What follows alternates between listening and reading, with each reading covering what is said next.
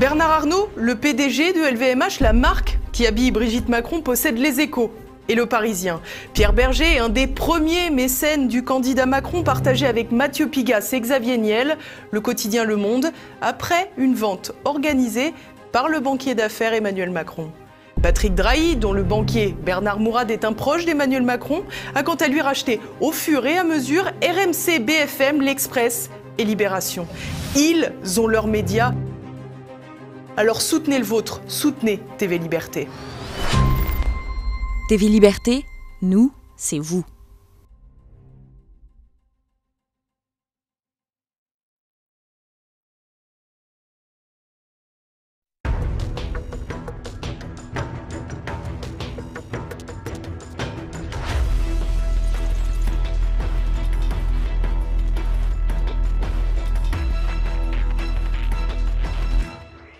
Les policiers font plier le gouvernement. Après une nuit de discussion, le ministère de l'Intérieur et les principaux syndicats de police ont signé un accord pour une revalorisation salariale. Une victoire pour les forces de l'ordre alors que les Gilets jaunes attendent toujours de vraies propositions.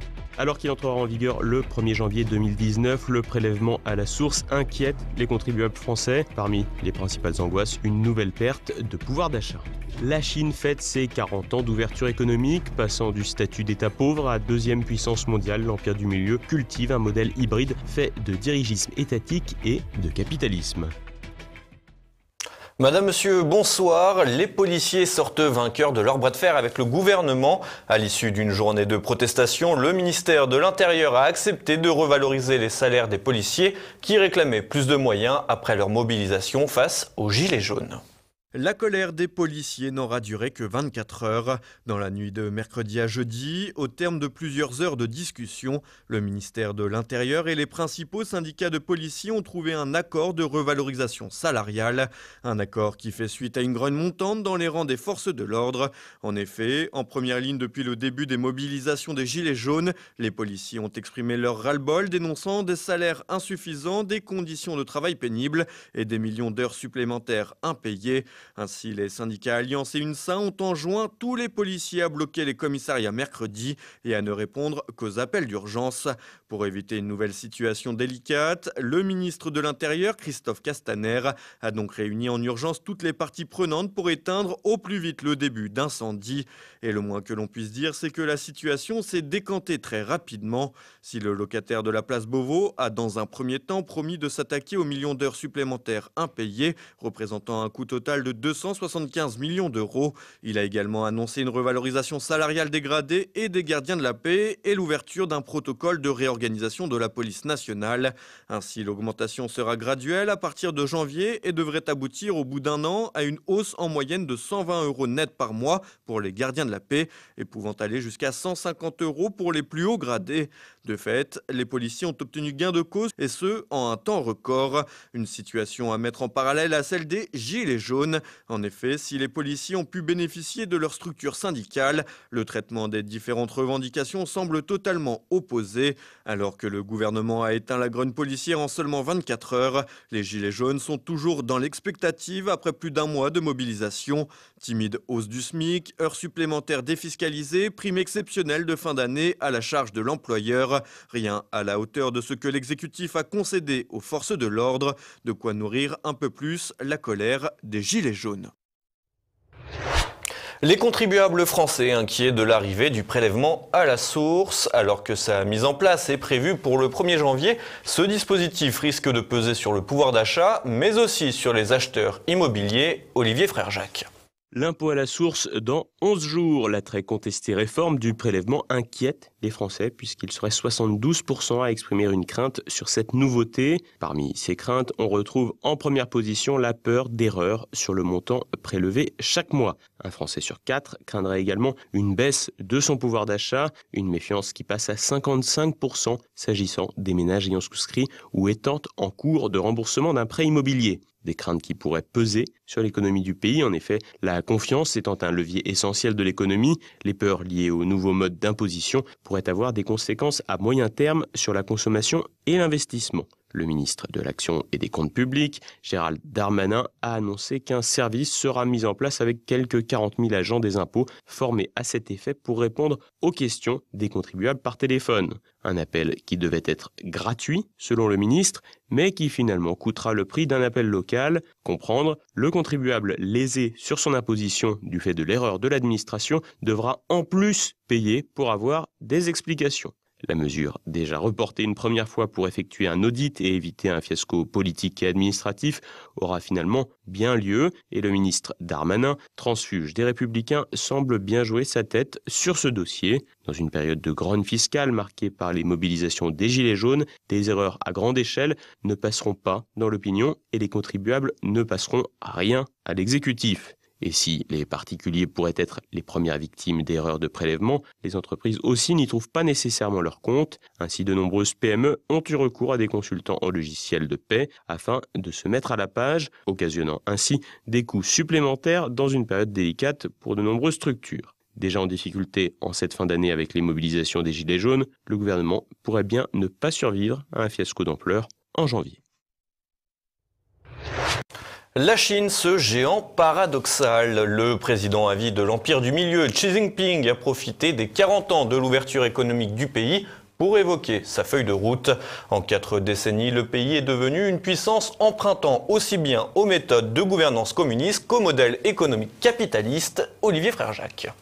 La Chine fête ses 40 ans d'ouverture économique. Devenue en 4 décennies la deuxième puissance mondiale, l'Empire du Milieu est désormais incontournable dans le grand concert des nations. Alors que le pays était considéré comme pauvre en 1978, les réformes d'ouverture initiées par Deng Xiaoping ont ouvert la Chine vers une nouvelle ère. Fort d'une population de près d'1,4 milliard d'individus, la nation de Mao a bien changé, à l'image de la ville de Shenzhen, passée du statut de petit port de pêche à celui de Silicon Valley de l'Empire du Milieu en quelques décennies. Avec 4 villes de plus de 10 millions d'habitants, Shenzhen, Canton, Pékin et Shanghai, le pays est la plus grande puissance régionale et se place au 2e rang mondial derrière les États-Unis. Pour la célébration de ses 40 ans d'ouverture économique, le président Xi Jinping a promis de poursuivre ses réformes sous le contrôle du Parti communiste. Celui qui est devenu président à vie en mars dernier insiste surtout sur la nécessité de poursuivre le développement du pays avec un socialisme aux caractéristiques chinoises, un modèle hybride que d'aucuns qualifieraient de paradoxal puisque le chef d'État évoque le renforcement de l'économie étatique tout en encourageant et soutenant l'initiative privée. Xi Jinping en a aussi profité pour lancer un message international, affirmant qu'il n'avait pas à recevoir de leçons de l'étranger, une pique à l'égard de Donald Trump, mais pas seulement. En effet, et c'est d'ailleurs une phase peu connue du pouvoir chinois, le dénigrement systématique par les autorités du monde occidental et des valeurs qu'il considère comme universelles. En opposition avec les États-Unis et leur président Donald Trump, qui n'entend pas brader la place de première puissance mondiale, la Chine développe un modèle de société complexe, fait de capitalisme dans sa version la plus sauvage, avec les conséquences de pauvreté et de déclassement que cela implique, avec un dirigisme étatique assumé, notamment via des interventions auprès des grandes entreprises. Après avoir mis en place une campagne anti-corruption au sein de l'administration, faisant condamner 100 000 cadres, Xi Jinping étend son combat au monde des affaires, une politique qui a déjà fait tomber des têtes dans le domaine de la finance notamment. Plusieurs grands noms de l'industrie chinoise ont aussi été écartés quand ce n'est pas enfermé. La feuille de route du président chinois est claire, maintenir la croissance et le développement du pays tout en gardant les rênes du pouvoir. Pour cela, Xi Jinping a mis de côté ses promesses de début de mandat sur une hypothétique décentralisation. Une main de fer donc pour diriger l'Empire du Milieu et surtout un homme qui a su se faire une place parmi ses homologues internationaux, comme en témoigne sa présence au Forum économique de Davos en 2017, rendez-vous annuel incontournable du capitalisme mondialisé. Pour l'occasion, Xi Jinping a même ouvert le forum, l'occasion pour lui de faire l'apologie du libre-échange, un libre-échange que ce dernier ne pratique d'ailleurs que lorsqu'il rentre dans le cadre des intérêts de l'État, un peu comme son homologue Donald Trump avec lequel les relations demeurent ténébreuses. Et pour fêter comme il se doit les 40 années d'ouverture économique du pays, rien de tel qu'un peu de flatterie avec une cérémonie de remise de médailles, des médaillés majoritairement chinois et parmi eux quelques milliardaires mais aussi l'allemand Klaus Schwab qui n'est autre que le fondateur du Forum économique de Davos. Une remise de breloques pas très lutte des classes mais qui illustre bien l'union d'apparence paradoxale qu'opère le président chinois entre un État au fonctionnement communiste profitant de la toute-puissance d'une économie capitaliste pour asseoir sa domination sur les Chinois et la société dans sa globalité. Et on reste avec Olivier Frère-Jacques pour l'actualité en bref. Nouveau décès parmi les gilets jaunes ce jeudi. Un manifestant d'une 60aine d'années est mort après avoir été percuté par un poids lourd à hauteur d'une station-service près d'Agen, en Lot-et-Garonne. La victime s'était postée devant un premier camion pour l'empêcher de passer. Le poids lourd, qui se trouvait juste derrière, a alors doublé le véhicule qui s'est rabattu, percutant le gilet jaune. Le chauffeur a été placé en garde à vue. Il s'agit de la 9e victime depuis le début du mouvement des gilets jaunes. Carlos Ghosn pourrait sortir de prison ce jeudi. Un tribunal de Tokyo a rejeté une nouvelle demande d'extension de garde à vue du patron de Renault. En détention depuis un mois, après des soupçons de dissimulation de revenus, Carlos Ghosn pourrait être libéré sous caution dès vendredi. Cependant, le parquet de Tokyo a fait appel de la décision. Ségolène Royal prête pour les européennes. L'ancienne candidate à l'élection présidentielle de 2007 envisage de faire partie d'une liste écologiste aux prochaines élections européennes de mai prochain, mais refuse d'être numéro 1. L'ambassadrice chargée de la négociation internationale pour les pôles arctiques et antarctiques a prévenu qu'elle ne souhaitait pas conduire une liste se résumant au PS ou à l'addition de partis, privilégiant une liste dite citoyenne. Le gouvernement allemand veut toujours plus d'immigration. Alors que le pays est confronté à un vieillissement de sa population, le Conseil des ministres a trouvé un accord pour les bases d'une loi sur l'immigration des travailleurs dits qualifiés. Un texte voulu par une partie du patronat outre-Rhin et qui pourrait s'avérer être un coup de pouce électoral aux formations politiques hostiles à l'immigration pour les élections européennes. Cet accord entre les sociodémocrates et les chrétiens-démocrates se base sur une étude de l'Agence fédérale pour l'emploi qui préconise la venue annuelle de pas moins de 400 000 travailleurs extra-européens, et ce jusqu'en 2050. Une fake news primée le 3 décembre dernier. Un journaliste vedette du Spiegel s'était vu décerner le prix du meilleur reportage de l'année pour un article sur la guerre en Syrie, paru en juin dans le grand hebdomadaire allemand. Problème, toutes les sources ont été imaginées. L'accusation ne s'arrête pas là. Selon le Spiegel, ce sont au moins 14 des quelques 60 articles écrits par le journaliste dans l'hebdomadaire depuis 2011 qui seraient en partie falsifiés.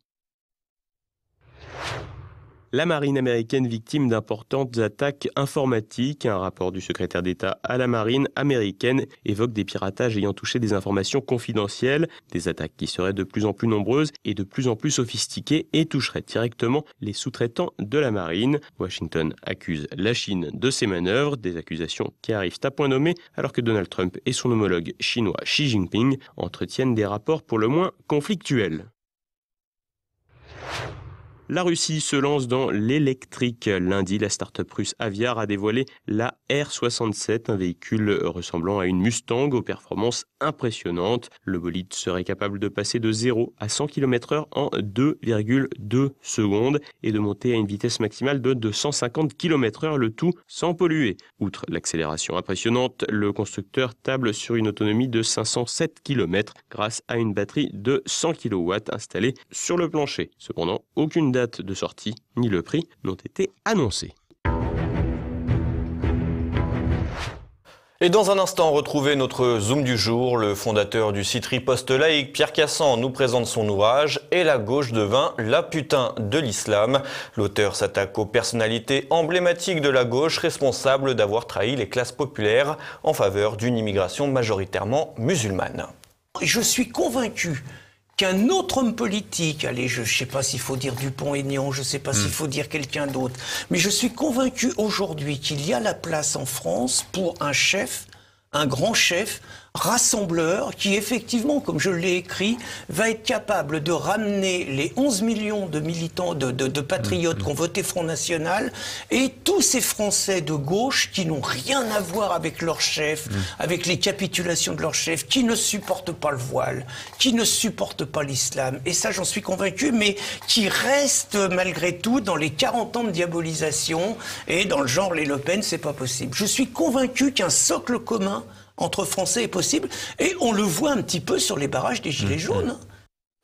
Et ce soir, retrouvez cette année-là l'équipe du magazine Éléments rassemblée autour de Patrick Luzin qui évoque l'ouvrage de Richard Millet, Langue fantôme, suivi de éloges littéraires d'Anders Breivik, publié en 2012, le film Les Gaspards de Pierre Tchernia, sorti en 1974, et l'organisation du premier camp Hobbit en Italie en 1977. Et tout de suite, une nouvelle chronique de la France de Campagnol avec Christian Combaz. C'est maintenant la fin de cette édition. Merci de votre fidélité. À demain. Bonsoir.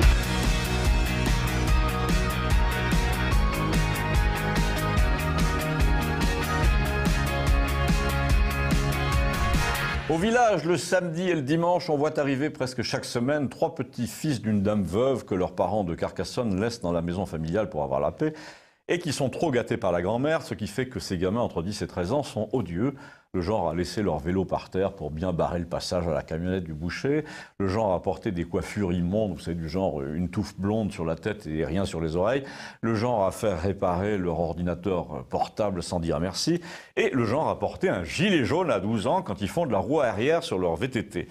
Alors là, quand on commente la chose au bar, qui est juste à côté, il y a toujours un type ou deux pour s'étonner que ces jeunes soient politisés et pour déplorer que des meneurs viennent faire de la retape à la sortie des lycées de Carcassonne ou de Béziers. Mais l'ancien instituteur, qu'on voit plus beaucoup au café parce que le médecin l'a mis au Perrier-Citron, l'autre jour était là et il m'a dit « ça n'a rien à voir avec une politisation, ils ont simplement envie de dire merde au président de la République ». Et pour qu'un gamin de 12 ans soit tenté par une attitude de défi à l'égard d'Emmanuel Macron, pour que les lycées soient entrés dans la danse, il faut que ce dernier ait été bien nul dans ce qu'on appelle la communication ou plus généralement en psychologie. Alors là, me dit-il, je peux t'en parler, quand je débarque dans la classe d'un collègue, j'ai pas trop de mal à obtenir le silence immédiatement. Je sais pas à quoi ça tient, c'est une sorte de mélange. Les cheveux blancs peut-être, j'ai pas l'air commode. De temps en temps, j'en isole un comme ça d'un simple regard, le gamin se tait tout de suite.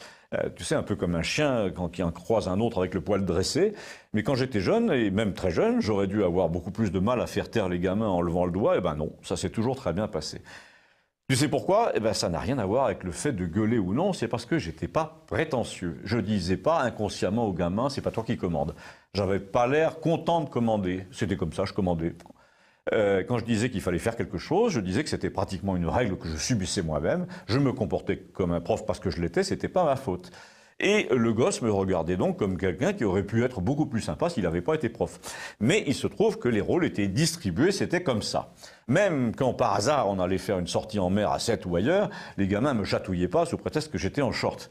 Alors, tu prends le cas du président, déjà son côté juvénile agace les gosses, comme le reste de la nation d'ailleurs, parce qu'on sent que c'est un type qui n'a toujours pas digéré ce qui lui arrive. En d'autres termes, il est prétentieux. C'est pas sa faute, il est comme ça, c'est pas leur faute non plus, mais les gosses le sentent. Ils le sentent parce que leurs parents l'ont senti avant eux et tout le pays. Ensuite, ça n'a l'air de rien, mais il a une petite voix de tête. On sent un peu le type qui est fait pour convaincre, pour vendre des voitures et des vérandas, mais pas pour regarder le destin des peuples avec l'œil de l'historien. Et ça compte aussi. Et quand t'as pas la gueule d'un mâle dominant, à la Churchill, il faut jouer encore plus le comportement du mâle dominant, c'est-à-dire calme, attentif, ferme, bourru. Mais dans le cas du président, là, c'est exactement le contraire. Il la joue copain-copain pour faire croire qu'il est de ton côté. Et quand tu commences à le croire, il remonte sur sa chaise d'arbitre en te disant que vous n'avez pas gardé les cochons ensemble. Mais surtout, il a l'air ravi d'être où il est, enfin, où jusqu'ici il était. Et tout dans son attitude te dit qu'il est convaincu d'être là pour de bonnes raisons. Il dit pas « j'ai été choisi par la Providence », non, il dit « je me suis hissé jusqu'ici, vous n'avez qu'à en faire autant ». Du coup, les jeunes qui ne sont pas sûrs d'eux par nature et qui sont la majorité, désormais ne peuvent pas le blairer. Alors là, je peux t'en parler, c'est vraiment foutu pour lui. Quand dans un groupe, tu as un type comme ça, trop sympa, qui a le cœur sec et qui en fait te prend pour un con, les gosses les repèrent tout de suite, ces gens-là, ensuite ils sont impitoyables avec eux. Donc finalement, quand tu vois des lycéens dehors, c'est pas contre je ne sais quelle réforme du bac dont ils n'ont rien à foutre, ils sont en train de reproduire le schéma de la tête de Turc en classe, du harcèlement dans la cour, à l'échelle du pays entier, et en se servant du profil du président, qui leur rappelle tous les autres branleurs fils à papa qu'ils ont subis à l'école. Et là, ça va être un peu dur de remonter la pente, parce que pour les présidents harcelés, il n'y a pas de numéro vert. Abonnez-vous à Campagnol TVL, merci.